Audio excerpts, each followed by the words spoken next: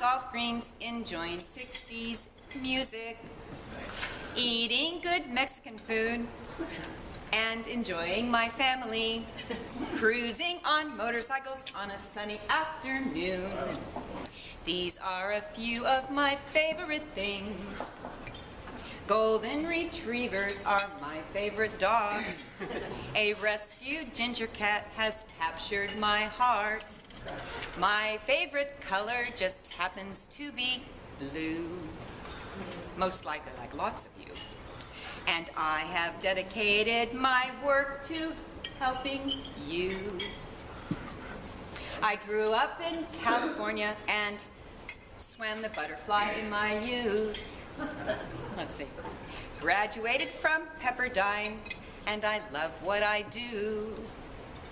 Been married for 42 years and have 2 grandsons. Please give me a chance to help you. I hope you can figure out who this might be, but if you just can't, let me introduce you to he, Don Sjaarda. It's got to be a first. The check is in the mail. Wonderful. Is that recorded? Yes. It's totally got to be a first. I love that. Well, I don't know hardly what to say at this point. You got to sing. This will not be the musical portion of the hearing. All right, I'm here to tell you this morning that you don't have to buy car insurance. Don't faint, Eric. It's okay. You can drive your car legally in California without having car insurance, but you still have to comply with the financial responsibility laws. You can do that by going up to the DMV and writing out a check for $35,000 and depositing it with them, or getting a bond for $35,000. That's $30,000 for injuries that you might cause another person and $5,000 for property damage. That takes care of your minimum liability requirements. However, there are a lot of good reasons why you might not want to do that. For one thing, you can buy higher limits to protect yourself and to protect others if you have auto insurance. And it's a lot cheaper than writing out a check for $35,000. You can put that money to more productive use. Also, if you're involved in an accident and you have only posted a bond, there's no one there to take care of investigating the claim, to negotiate the claim on your behalf, and to protect you from a lawsuit if someone should sue you. If you have insurance, your insurance company does these things. They'll hire an attorney to defend you, and they will pay damages up to the limits that you buy on your coverage. Also, if you do this, if you do the bond, you won't have any uninsured motorist coverage. And that's what protects you for injuries caused to you by another person in an accident. If they didn't have the foresight to have insurance, you need good uninsured motorist coverage to protect yourself. There's no collision coverage involved in this. So if your car is damaged, if you run into somebody or you run into a tree or something and your car is damaged, you've got to take care of it. It's all up to you. There's no insurance to take care of it. There's no comprehensive coverage. If your car is sitting in a parking lot and a tree falls on it and crushes it, there's no comprehensive coverage to take care of that if you've just posted a bond. And it does not limit your liability. Just because you've posted a bond for this amount of money doesn't mean that that's getting you off the hook. If you cause $100,000 or $500,000 damage to somebody, you can't just tell them talk to the DMV and walk away. You're still responsible for the full amount of damage that you cause. If you have auto insurance, you can protect yourself for $100,000 or $500,000, so you don't have to worry about that.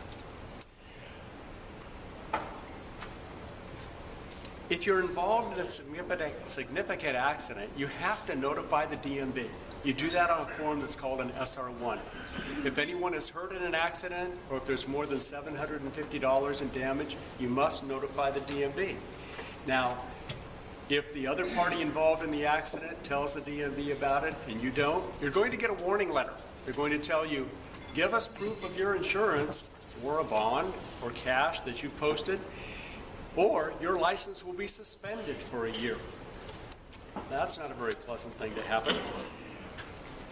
If you do have your license suspended, you can often get a limited driving permit, but you're going to need to provide SR22 insurance, which can be expensive, and show them that you do have coverage. And it's limited. It means you can only go back and forth to work with that driving permit, so you can't just use it for everyday use. There are civil consequences for not complying with the financial responsibility law. If you're injured in an accident and it's not your fault, someone else causes it, the damages that you can claim are limited. You can claim damages from the accident, but only for your economic losses. These are your out-of-pocket expenses, for medical expenses, your loss of earnings, and things of that type. You will not be able to collect what we call non-economic damages for pain and suffering, disfigurement, loss of enjoyment of life, things that are often the largest part of an injury claim. If you caused an accident and you were uninsured, you could be sued for property damage and injuries. You might be sued by the person that you harmed. Or if they had uninsured motorist coverage and collision coverage, you might be sued by their insurance company. If they had the foresight to get this coverage and money was paid out, their insurance company will come after you. That sounds like a lot of fun. If you're not insured, you'll have to negotiate a settlement or defend the case in court on your own. Now, what if you're an unlicensed driver? Every now and then someone comes to me with a case and they say, well, the other driver didn't even have a license.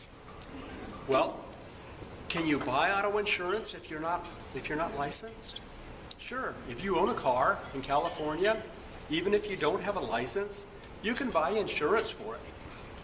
That doesn't mean that you can legally drive it, but you can buy insurance for it. Now, if you're involved in an accident, and you don't have a license, it doesn't mean that the accident's your fault. And it doesn't mean that you can't collect damages for your injuries. However, if you're uninsured, of course, you have the same limitations as anyone else in collecting your pain and suffering damages.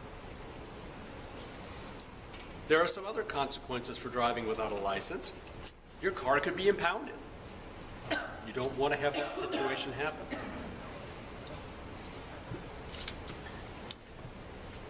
In summary, I think you should buy auto insurance. I think you should protect your assets, and you should protect yourself from other people who don't have insurance or don't have enough insurance. Go see Eric Evans. Have him take a look at your policy, find out what you've got, and get the coverage that's most appropriate for your needs. Now, why do I care?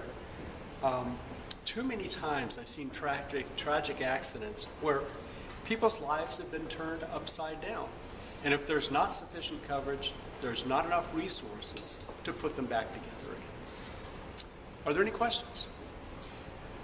Yes, Dr. Sjaarda. When your driver's license has restriction corrective lenses on it, what ramifications do you get pulled over? I always tell people you get your car impounded, put you in jail for 5 days. Is that true? That's when you call Don. That's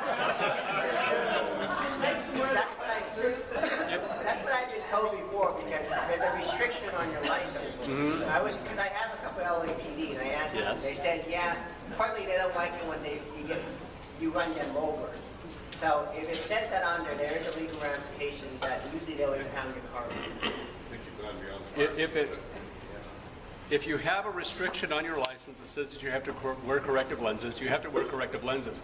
I doubt that police would find probable cause to pull you over if a person is driving without glasses. No. I mean, if you get pulled over for whatever reason, and they don't get that, and you don't have corrective lenses on, I thought the ramification, they're allowed to impound your car immediately. That could be. I have no idea, really. Anything else? Any other questions? How's the bus thing coming along? Is the bus thing coming out? Yeah, the gal got into running the bus. I can talk to you afterwards about that. All right. Thank you. You shared that a couple weeks ago.